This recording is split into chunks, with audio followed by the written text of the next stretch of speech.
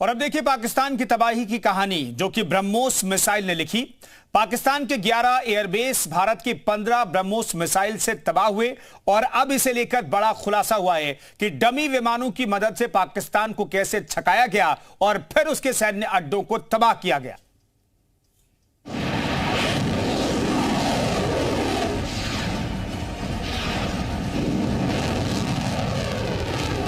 पंद्रह ब्रह्मोस,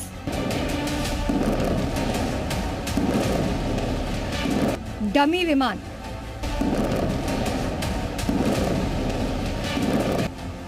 और पाकिस्तान का काम तमाम। ऑपरेशन सिंदूर में पाकिस्तान को ऐसे जख्म मिले हैं कि इससे वो अभी तक करहा रहा है।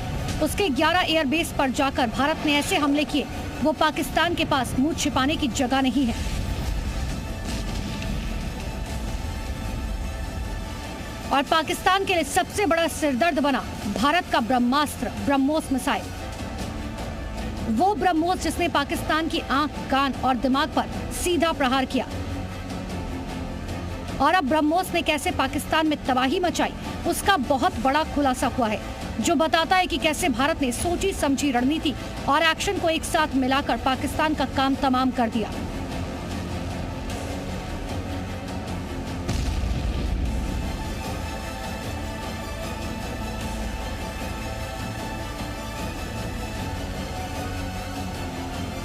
खुलासे के मुताबिक भारत ने 9 और 10 मई की रात 15 ब्रह्मोस मिसाइलों से हमला किया था। पाकिस्तान के 11 मिलिट्री अड्डों पर हुए हमले में ये मिसाइलें इस्तेमाल की गई थी। भारत ने मिलिट्री एयरबेस, रडार स्टेशन पर हमले में इस मिसाइल का इस्तेमाल किया। पाकिस्तान को सबसे ज्यादा नुकसान ब्रह्मोस मिसाइल से हुआ था। इतना ही नहीं, भारत ने यह हमला कैसे बड़ी प्लानिंग और सटीक तरीके से किया और कैसे दुश्मन को छकाया, ये भी जरा जान लीजिए। भारत ने इस पूरे ऑपरेशन को 3 फेज में बांटा था और पाकिस्तानी एयर डिफेंस को छकाने के लिए डमी विमानों का सहारा लिया था। ब्रह्मोस ने ऐसे तबाही मचाई।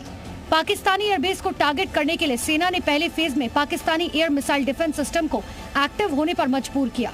इसके लिए डमी एयरक्राफ्ट भेजे गए। इन डमी विमानों को पाकिस्तान के रडार ने ट्रेस किया और इन्हें गिराने के लिए एयर मिसाइल सिस्टम को एक्टिव किया गया।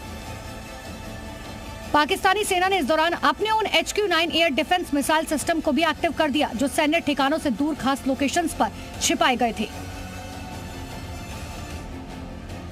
भारतीय सेना ने अपने इस दाव से पाकिस्तान के सभी HQ-9 air defence missile system की लोकेशन को ट्रेस किया। इसके बाद पाकिस्तानी एयर डिफेंस को इजरायली हेरॉप ड्रोन से निशाना बनाया गया। इस हमले से हैरान पाकिस्तानी आर्मी जब तक संभल पाती, भारत ने लॉन्ग रेंज मिसाइलों से हमला बोल दिया। ब्रह्मोस के साथ स्कैल्प, रैम्पेज और क्रिस्टल मेज मिसाइलें लॉन्च कर दी गई और पाकिस्तानी एयरबेस पर सीधा हमला बोल दिया गया। ब्रह्मोस समेत लंबी दूरी की दूसरी मिसाइलों के हमले ने पाकिस्तान की कमर तोड़ दी। ऑपरेशन सिंदूर को कामयाब बनाने के लिए S-400, MRSAM और आकाश वायु रक्षा मिसाइल ग्रुप के साथ साथ कई पुरानी प्रणालियों की मदद ली गई और पाकिस्तान के एयर डिफेंस सिस्टम को पूरी तरह से नाकाम कर दिया गया। पाकिस्तान को रात के अंधेरे में दिन का उजाला दिखा दिया है। रात के अंधेरे में दिन का उजाला दिखा दिया है। भारत के जिस एयर डिफेंस सिस्टम की तारीफ हर तरफ हो रही है, उसमें DRDO द्वारा बनाए गए आकाश और अन्य राडार सिस्टम की जबरदस्त भूमिका रही है।